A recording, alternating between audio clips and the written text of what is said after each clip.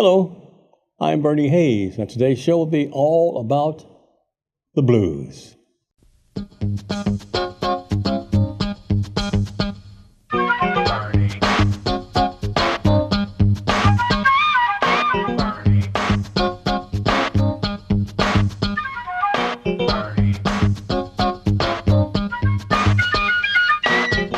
And welcome back. I'm Bernie Hayes, and today's show, like I said, will be all about the blues, and my guest is Terry Hardin of the National Blues Museum. Terry, welcome to the show. Hello, Bernie. How are you? I'm great.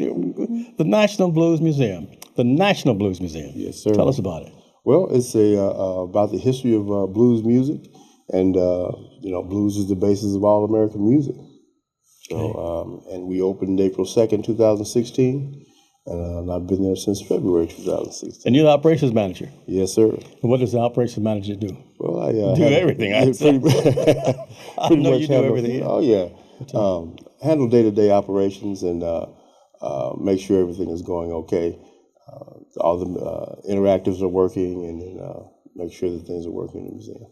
People who have not been to the National Blues Museum, let me say they have a treat coming, man. You know, just to walk through the doors, 615 Washington, and to go into the gift shop is an experience itself. Mm-hmm. And then to the Lumiere Place Legends Room. Yeah, the Legends Room. Where we have our performances. Yeah. On Thursdays, we have Sitting on the Porch Jam, which is free to the public. Free to the public? Yes. Sitting on the Porch Jam, meaning what? That's local blues musicians that get together for a jam session. Yeah. Oh, man, and it's great, too. And they come from all around, don't they? All around. And sometimes we even get tourists and special guests. Yeah. So, but it's free to the public. And then on Fridays, we have Howlin' Fridays. Howlin' Fridays. Yes, and then Sundays is Soulful Sundays. Mm-hmm. And I also am host of those also. Yeah. And then with the Sitting on the Porch is hosted by Jesse Lopez. Okay. Mm-hmm. I'm going to tell the people that I am the interim executive director of the National Blues Museum. So I just wanted to make that clear. But this is the man that, this is the feet on the ground here. Terry, it's a very diverse atmosphere. I mean, blacks, whites, young, old, everybody comes to the National Blues Museum.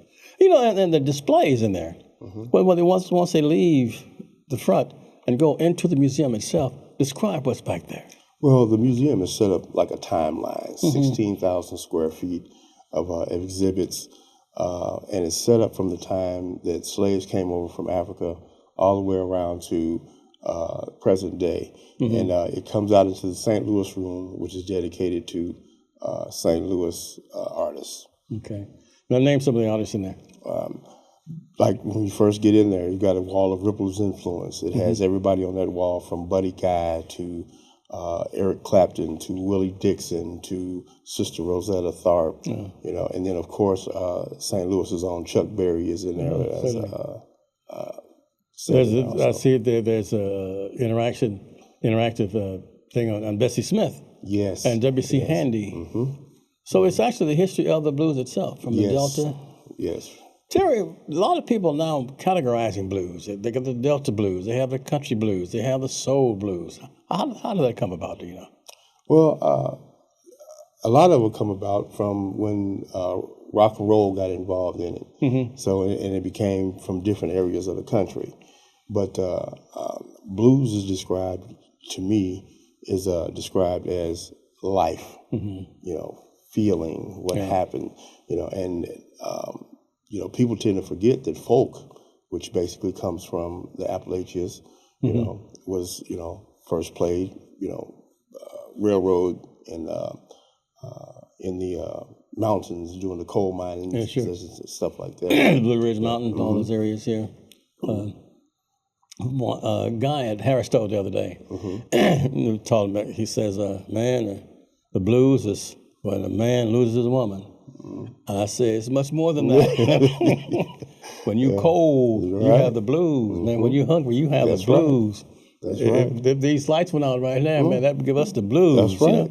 So it's blues is so many things, man. And then like the origins, like W.C. Handy says, he was coming in through the Delta, and he heard that this music, it was strange to him, and found out that it was the blues. Right. So he wrote St. Louis Blues. St. Louis Blues. Yeah, that's wonderful. Terry, what's the admission? What the hours of the museum and so forth? Well, right now the admission is $15 a person, and we have discounts for military and EMS and also different people that are visiting. For children, it's $10, and then college students, $10. Okay. And then our hours are Sundays and Mondays, 12 to 5, and then Tuesday through Saturday, 10 a.m. to 5 p.m. Okay, so Tuesday through Saturday, 10 a.m., and Sunday and Monday, noon.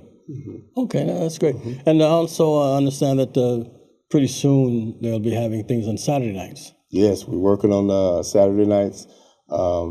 We're still coming up with a name for that, but I can't wait because, again, that's another time for performances down at the National Blues Museum. Okay, I understand now you have a license. You can sell alcoholic liquors and beverages. Yes, we have a cash bar, and it's available any nights that we're performing, and it's also available when people can rent out for events also. Okay, so, and I understand that there are some educational programs going on with the St. Louis Public Schools and other school districts. Yes. Tell us about that. Our education department is headed up by Kirk Zimmerman, and he's looking at visiting schools with blues in the schools, and then bringing some programs here to the National Blues Museum, also coming up in January and February and March. And also, I know the St. Louis Public Schools, they're having some programs on their own at the National Blues Museum. And other school districts, too. Yeah, this is great. Well, Terry, how did you become involved in the National Blues Museum? Well, it's a pretty funny story. I actually moved over 4 years ago and was working security at school. And when I was at school, it was a Confluence Prep Academy downtown. Confluence, okay. And right across from New Life Evangelistic Center. And then I was at a happy hour, and I was talking to one of my coworkers, and I heard a voice behind me say T-Bone. And and you don't call me T-Bone unless you grew up with me or was on the fire department with me in Decatur, Illinois. And lo and behold, it was our founding executive director, Dion Brown. Okay. And he explained to me that he was in town for a project and he needed an operations manager. So, I said, yeah, I'll do it because I know Dion and I trusted him. So, and then when he finally told me what it was, I did security first for a fundraising event. And then he said, do you think you could do this? And I said, of course. Without a doubt. Yeah. So I'm glad I did. So. That's great. Dion Brown, he's now Cincinnati, right? Yes, he's. But he came here from the B.B. King Museum, right? Yes, the B.B. King and Delta Experience Center in Indianola, Mississippi. Yeah.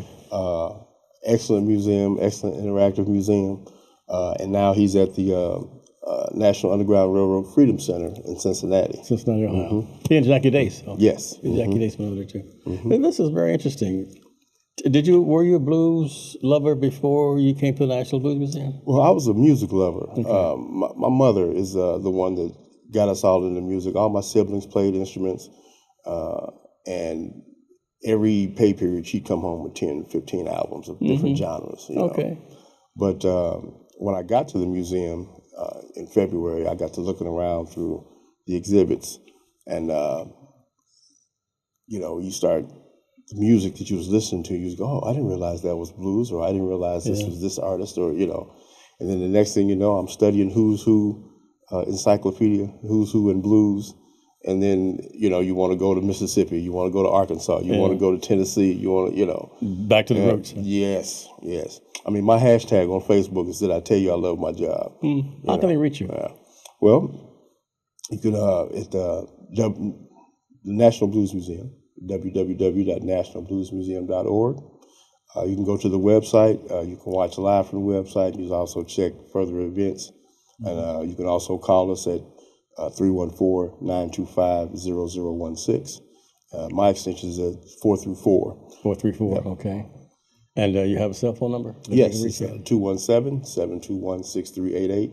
Okay. And I tell people all the time, you can call me at any time because I want you to experience the museum. Wow. This is great. And I was talking about the diversity of the museum. I mean, everybody comes to the National Blues Museum, and it's certainly an experience. And then people come back and back and back. We'll come back and talk about that too. Right. We're the New Life Evangelistic Center. We're at 2428 Woodson Road in Overland, Missouri. And most of you know we were at 1411 Locust Street in downtown St. Louis. But now at 2428 Woodson Road, but the same programs that we administer down at downtown, we are carrying on from here. Reverend Larry Rice is still feeding those in need of food. He's still creating jobs for those who can work and giving transportation to go look for work. He's still taking care of the homeless, which is most important in his life. And you can help us through Post Office Box 473, St. Louis, Missouri, 63166. It's an investment in the New Life Evangelistic Center for those in need. Post Office Box 473, St. Louis, Missouri, 63166. Or online at New Life Evangelistic Center. That's one word, newlifeevangelisticcenter.org. And you can give us a donation or a gift or an investment through MasterCard, Visa, American Express, or Discover Card. Takes less than 2 minutes for that investment in the New Life Evangelistic Center so we can continue these wonderful programs, life-saving programs from New Life. Back with Terry Hardin after this. What does it mean to you, the help you're getting, that New Life's giving you to help you get off the streets? What it means for me, it means that it gives me the ability to experience a better quality of life, first of all.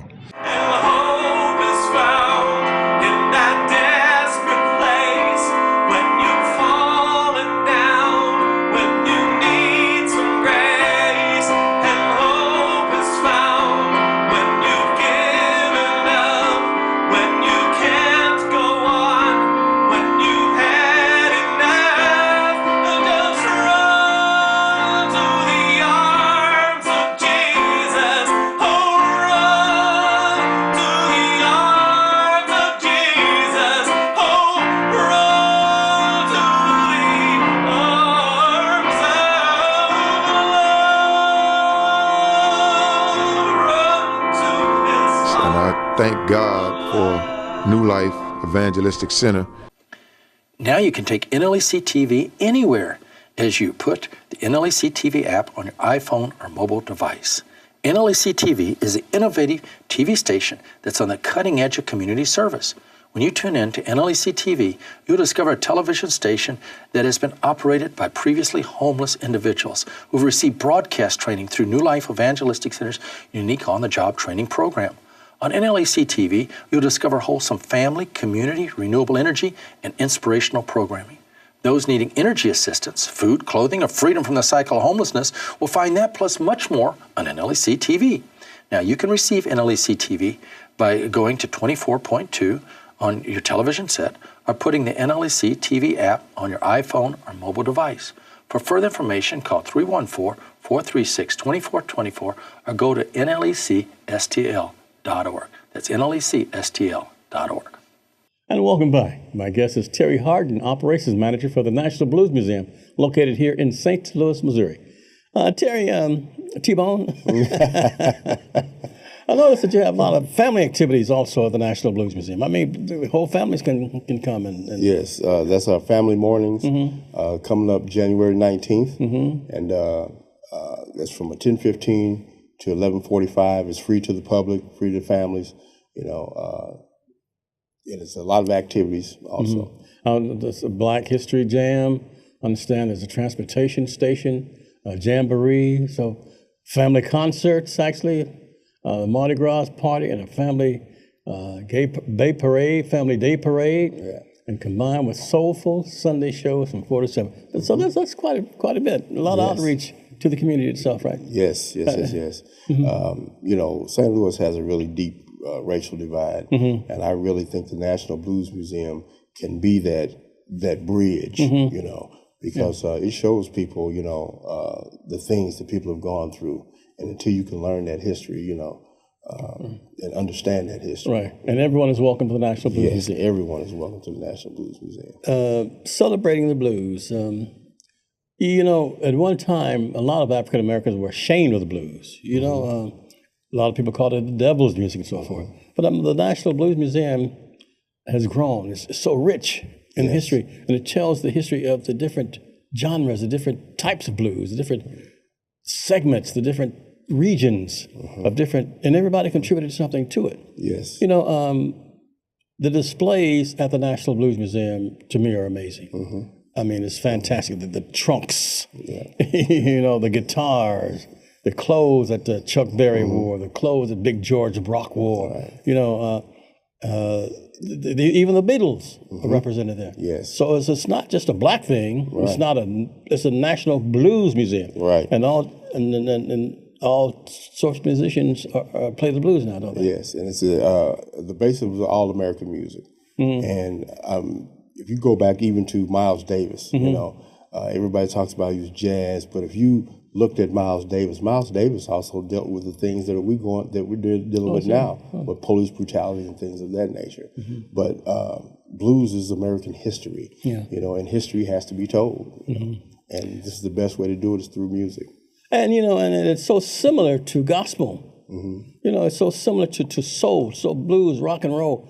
I mean, the blues is the basis of most of that, isn't it? But then gospel and blues are so closely related. You know, here's the funny thing about that is, and I like telling this story, especially when it comes to religions and things of that nature. You know, the father of gospel music. Okay, Thomas Dorsey. Right, Thomas A. Dorsey. Before he was the father of gospel music, he was Georgia Tom. That's right, Georgia Tom. Yeah, playing in piano player. Yes. Yeah. And when people learn that, they're like, oh, okay, you know. So it makes them research even more. Precious Lord, take my hand. Thomas Dorsey wrote that, Dr. Dorsey. You know, another thing too is that James Cleveland. Yes. You know, James Cleveland took some pop songs and then transformed them into gospel. And same as gospel music, he transformed into blues songs. Some, you know, like Jesus is the best thing ever happened to me. The same thing as Gladys Knight's song. You know, you're the best thing ever happened to me. Right. Reverend James. We went to school together. Yes. We were in the same choir together when we were 3 or 4 years old. Yeah, but the connection. In fact, if you played some blues music or gospel music and just transposed the words, you couldn't tell what to switch. Right. Yeah. So. Yeah. Because, like I say, it's all from a spiritual standpoint, and that's how some of the first music came about. Because when we were brought here, everything that wasn't happy, we were singing about. You know, and it came from slaves. We weren't slaves; we were just enslaved. Right. Yeah, that's right. And also the interaction in some of the museum. You can make a DVD of yourself playing an instrument, right? Yeah. Well, what that is that, that? You can add. It's our interactive. You can add lyrics. Piano, harmonica, guitar, and then mix it all in the mix it up room, and then they'll email it to you. I'll be there. So you'll be actually playing the instrument like that. Yeah? Pretty much. Oh my goodness, it's unbelievable. And it's something really fun to do. And also have different displays coming and exhibits. We have what we call the Scott and Diane McCaig Family Gallery. Okay. And that's where we have our temporary exhibits. And the exhibit we have now is from the Make Music Foundation. And it's Tim Duffy. Okay. And then we have a couple coming up real soon. Carol Boss had a wonderful she did. Too. My wife was included in that particular UV Hayes. She included a few St. Louis musicians. Yeah, she's been performing there too. UV Hayes has performed at the National Blues Museum. Yes. But a Carol Boss display was, now noticed that it went down to Mississippi, you know, to the B.B. King Center. Yeah. Yep. So, and I also noticed that the other people are asking for exhibits and future exhibits coming to the National Blues Museum from local and also international and national artists. And that's where I was going with, you know, with that bridge. You know, in this community, there's a lot of diverse artists, photographers, and artists, blues artists also. You know, and I think the National Blues Museum can bring those people in and show them to the world. Once again, what are the hours of the National Blues Museum and where's the location? National Blues Museum is Sunday and Monday from 12 p.m. to 5 p.m. Okay. And then Tuesday through Saturday, 10 a.m. to 5 p.m. And you're located? Located at 615 Washington Avenue in St. Louis, Missouri, right downtown in the MX District. Okay, and how much does it cost? And it's $15 to get in. College students, $10, and then youth and children under 17, $10 also. This is beautiful. That's beautiful. So everyone can actually attend the National Blues Museum. And it's an educational facility. You know, you learn so much. Yes. I mean, people who think they know the blues, if they visited the National Blues Museum, would learn so much. You know? I thought I knew everything about the blues, man, until I went to the National Blues Museum and saw all these different people the different genres, and that film that they play, man, you know, was done with BB and Albert and. Yes, that's our opening film that's really rich in history. And I say really rich in history because it has Albert King, BB King. It even has President Barack Obama, who was the only president so far that has had every genre of music in the White House. Yeah, buddy guy. Yes, he had a blues summit in 2012, which was just amazing. This is wonderful. You know, once again, how can they reach you? They can reach me at 314-925-0016, extension 434, or my cell phone 217-721-6388. And the Blues Museum number is 925-0016. Okay, okay. And we're here at the New Life Evangelistic Center, 1411 Locust Street has changed, but we're here at 2428 Woodson Road. And I noticed you notice the mugs. You notice all the mugs on the table here. Harris State University, there's Webster University, and this is the Bernie Hayes Show mug that I hope that you sincerely want.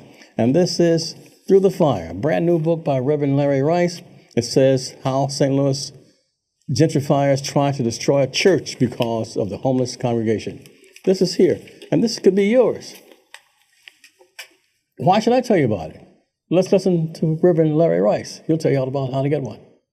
Hello, I'm Larry Rice, Director of the New Life Evangelistic Center. I want to encourage you to get your Bernie Hayes mug. And in addition to sharing a very special gift of $25 or more so we can get back into 1411 Locust, I have a historical book that I want to add to the mug to enable you to get the complete history of what took place between 2012 and 2018 to shut down a church at 1411 Locust because its congregation were primarily homeless people. We're going to share both of these with you if you'll share your gift now so we can get back into the 1411 Locust building and help the hundreds and hundreds of people that are suffering at this time that literally have nowhere to go. I thank God for Bernie Hayes and his faithful years of service, for his program that has touched the lives of so many people. And now we're teaming up with Bernie Hayes, sharing the Bernie Hayes mug and Through the Fire book. If you'll just share that gift of $25 or more. Now be sure you request the Bernie Hayes mug and the Through the Fire book, and you know that you'll be a part of great things God is doing. We'll return to our guests after this Black History Moment. Today's subject, B.B. King, Roddy B.B. King. Born on a plantation in Ada Benny, Mississippi in 1925, he moved to Memphis, Tennessee in his early 20s with the intention of making his living playing the blues. Roddy B.B. King has been called the King of the Blues and Ambassador of the Blues, and indeed he has resigned and reigned across the decades as the genre's most recognizable and influential artist. His half-century of success owes much to his hard work as a touring musician who consistently logged more than 200 to 300 shows a year, and he managed to change with the times while attending his blues roots. As a guitarist, B.B. is well known for his single notes played on a hollow blues guitar, Gibson guitar. B.B. King died May 14th, 2015. He was 79 years old. B.B. King.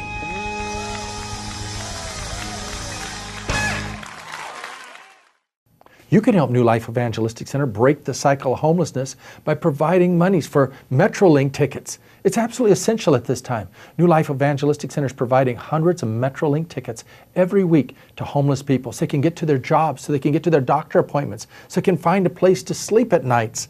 Will you please share your much-needed tax-deductible gift with the New Life Evangelistic Center? Every $30 you provide enables New Life to get 10 of the Metrolink tickets. And you can send those gifts now to the New Life Evangelistic Center at P.O. Box 473, St. Louis, Missouri. That's 63166. These individuals are having to walk so far at this moment, and a Metrolink ticket means so very much. And not only does New Life Evangelistic Center desire to provide for the homeless throughout the greater St. Louis area, but also throughout the Springfield community. Your gifts are very much needed at this time. It's New Life Evangelistic Center, P.O. Box 473, St. Louis, Missouri. That's 63166. Thank you for praying, caring, and sharing at this moment. And welcome back. We're talking about the blues today with Terry Hardin, the operations manager for the National Blues Museum. And Terry, anything we didn't talk about that you want to talk about the museum? Well, I mean, you talked earlier about the trunks. Yeah. That's one of my favorite areas of the museum. That display is unbelievable, Yep, man. it's a wall full of trunks. Yes, it's about the Great Migration from the south to the north. Okay. But also it brought with it a bunch of the blues musicians, and they settled in different places like Memphis, Chicago, Detroit, Minneapolis. But that's what's so interesting about the National Blues Museum is that you can go to each state and find a pocket where there's a blues society here, a blues society there, and then there's so many diverse types of people that play the blues and sing the blues. Yeah, and they all interact, don't they? They interact with one another. Yes. I mean, the St. Louis Blues Society Yes. is also a very big supporter of the National Blues Museum. Yes. And I notice other institutions support the National Blues Museum from all over the country and all over the world. Yes, we've had 53 different visitors from 53 different countries, visitors to the National Blues Museum. And just like, for example, our Mix It Up room is was donated by Jack White, the musician. Sure. And he came to town back in April and went through the interactive, and he said he was impressed by how it worked. There's been different musicians through Christian McBride, arguably one of the best jazz bassists since Marcus Miller. He was in the museum. The granddaughter of Willie Dixon, Medina Dixon, was in the museum. And they've had a lot of discussions too. The daughters of the Divas was one discussion that they had. We had the African American disc jockeys, the pioneering disc jockeys of St. Louis. We had all those kinds of places. So these are the kind of things that take place. And I'm just surprised at how many children come through the museum and just blown away. They're in awe of what they see at the National Blues Museum. My favorite is when they come through the St. Louis Blues Room and they see people that they know. Yeah. This is my dad's friend. This is my uncle's friend, or this is my grandfather's friend, or whatever. And it's all local musicians that have been playing around here, for 20 plus years or more. And unbelievable. Yeah. This is really great. The National Blues Museum. And Terry Hardin is the operations manager. And Terry, will they be able to see you? How about Bob Batu? How about the sound? I noticed they got great sound there. We have two of the greatest sound guys in Dan Butler and Charles Babatu Murphy. Babatu, man. He's been in the St. Louis Public School District teaching audio and visual for years. Yes. Yeah. And that's one of the things that we also do is bring in youngsters and teach them how to do lighting, audio, and video too, right? Yes, sir. Well, Babatu is a wonderful man, and so is Dan. I just want to say thank you so much, Terry, for visiting with us here at the National Blues Museum. Well, thank you for having me. Yeah. We're here at the New Life Evangelistic Center, but it's just like being with the National Blues Museum because Bob Demler has the National Blues Museum all around us, so we were part of the National Blues Museum. And I'm so proud myself to be associated with the museum itself. Well, we're proud. So once to again, have you too. what hours and where how can I reach you? It's 314-925-0016, extension 434. My cell is 217-721-6388. And my email, thardin@nationalbluesmuseum.org. But the National Blues Museum website, www.nationalbluesmuseum.org. And also, it's located 30 yards from Metrolink, right? Yes, yes. And then when I take Metrolink, it's only 30 yards. I mean, there's a Metro basically station comes right under the museum. right there. I'll be done. Thank you, Terry. Yep, you're welcome. Have a good day. Thank you, T-Bone. Yeah, thank you. And thank you for visiting with us, too, here at the National Blues Museum, actually with the New Life Evangelistic Center. But it's such a wonderful, wonderful thing. I want to say thank you so much, and please continue to support Reverend Larry Rice and the people here and the programs at New Life Evangelistic Center. 2428 Woodson Road. Please drop off some food if you can, drop off some materials that we need for the feed the homeless and the poor. I'm Bernie Hayes. Have a great day.